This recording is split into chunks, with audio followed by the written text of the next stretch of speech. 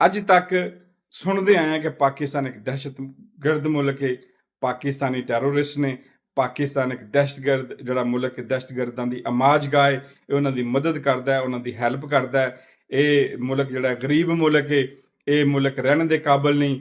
ਇਸ ਮੁਲਕ ਦੇ ਅਵਾਮ ਔਰ ਕਿਆਦਤ ਜਿਹੜੀ ਉਹ ਭਿਖਾਰੀ ਨੇ। ਇਹ ਮੁਲਕ ਪਤਾ ਨਹੀਂ ਇਸ ਤਰ੍ਹਾਂ ਦੀਆਂ ਗੱਲਾਂ, ਨੈਗੇਟਿਵ ਗੱਲਾਂ ਸੁਣਨੀਆਂ ਪੈਂਦੀਆਂ ਸਨ। ਲੇਕਿਨ ਸ਼ਾਬਾਸ਼ ਸ਼ਾਬਾਸ਼ ਸ਼ਹਿਬਾਜ਼ ਸ਼ਰੀਫ ਨੂੰ, ਸ਼ਾਬਾਜ਼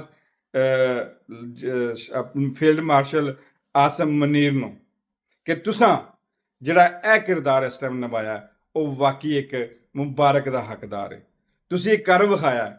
ਤੁਸੀਂ ਸਿਰਫ ਇਹਨਾਂ ਸਾਰਿਆਂ ਨੂੰ ਇੱਕ ਮੇਜ਼ 'ਤੇ ਨਹੀਂ ਬਿਠਾਇਆ, ਨਾ ਖੁਦ ਤੁਸੀਂ ਇਸ ਮੇਜ਼ 'ਤੇ ਆ ਕੇ ਬੈਠੇ ਹੋ, ਬਲਕਿ ਤੁਸੀਂ ਇਸ ਮੇਜ਼ ਨੂੰ ਇਜਾਦ ਕੀਤਾ। ਤੁਸੀਂ ਇਸ ਮੇਜ਼ ਨੂੰ ਤੁਸੀਂ ਇਹਦੀ ਬੁਨਿਆਦ ਬਣੇ ਹੋ। ਤੁਸੀਂ ਇਹਨੂੰ ਬਣਾ ਕੇ ਇਹ ਸਾਰੇ ਮੌਕੇ ਇਹਨਾਂ ਨੂੰ ਫਰਾਹਮ ਕਰਕੇ ਇਹਨਾਂ ਨੂੰ ਉਸ ਮੇਜ਼ 'ਤੇ ਲੈ ਕੇ ਆਏ ਹੋ। ਔਰ ਮੈਂ ਬੜੀ ਉਮੀਦ ਕਰਨਾ ਕਿ ਪਾਕਿਸਤਾਨ ਇਸ ਪੰਚਾਇਤ ਦੇ ਵਿੱਚ, ਇਸ ਸੁਲ੍ਹਾ ਕਰਵਾਉਣ ਦੇ ਮਾਮਲੇ ਦੇ ਵਿੱਚ ਇਨਸ਼ਾਅੱਲਾ ਸੁਰਖਰੂ ਹੋਵੇਗਾ। ਦੁਨੀਆ ਦਾ ਪੂਰਾ ਮੀਡੀਆ ਸਿਰਫ ਔਰ ਸਿਰਫ, ਅਗਰ ਹਰ ਤਰਫ ਹਰ ਮੀਡੀਆ ਦੇ ਵਿੱਚ ਸਿਰਫ ਔਰ ਸਿਰਫ ਝੰਡੇ ਲਹਿਰਾਏ ਜਾ ਰਹੇ ਨੇ ਤੇ ਪਾਕਿਸਤਾਨ ਦੇ, ਤਾਰੀਫਾਂ ਕੀਤੀਆਂ ਜਾ ਰਹੀਆਂ ਨੇ ਤੇ ਪਾਕਿਸਤਾਨ ਦੀਆਂ, ਨਗਮੇ ਗਾਏ ਜਾ ਰਹੇ ਨੇ ਤੇ ਪਾਕਿਸਤਾਨ ਦੇ।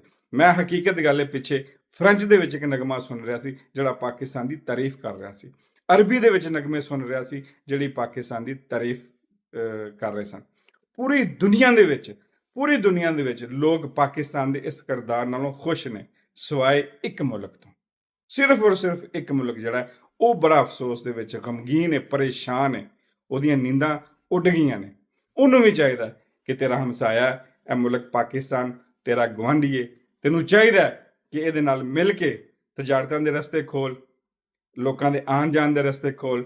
ਜਿਨ੍ਹਾਂ ਚੀਜ਼ਾਂ 'ਤੇ ਤੂੰ ਜਗ੍ਹਾ 'ਤੇ ਕਬਜ਼ਾ ਕੀਤਾ ਉਹਨਾਂ ਨੂੰ ਆਜ਼ਾਦ ਕਰ ਦੇ, ਉਹਨਾਂ ਨੂੰ ਦੇ ਦੇ, ਤਾਂ ਕਿ ਅਸੀਂ ਦੋਵੇਂ ਮੁਲਕ ਵੀ ਆਪਸ ਦੇ ਵਿੱਚ ਖੁਸ਼ੀ ਦੇ ਨਾਲ ਔਰ ਸਕੂਨ ਦੇ ਨਾਲ ਰਹਿ ਸਕੀਏ।